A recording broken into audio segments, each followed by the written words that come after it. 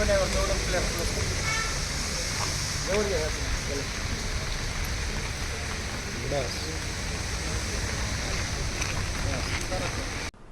Sir, chain स्नॅचिंगचं घटना घडलेली आहे, नेमकं काय घटना आहे? कोळशावाडी पोलीस स्टेशन कल्याण पूर्व येथे दिनांक 14/7/25 रोजी सकाळी 6च्या सुमारास एक महिला ह्या घराच्या बाहेर असताना एक अनोळखी इसमाने त्यांच्या गळ्यातील सोन्याची चेन ओढून पडून गेला.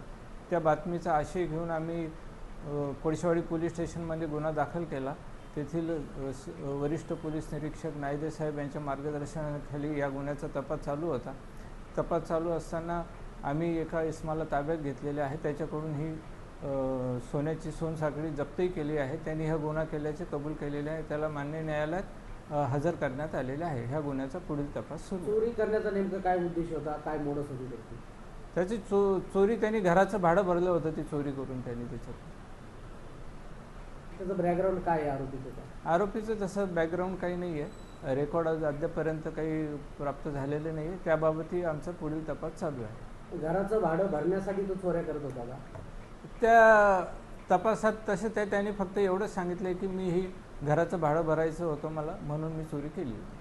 तो काय करतोय? नोकरी, काही धंदा किंवा काय आहे त्याचा? नाही, बेकार आहे तो सध्या तरी. कुटुंबात कोण काय असतं, काय माहिती मिळाली? नाही, ती माहिती अजून घेतली.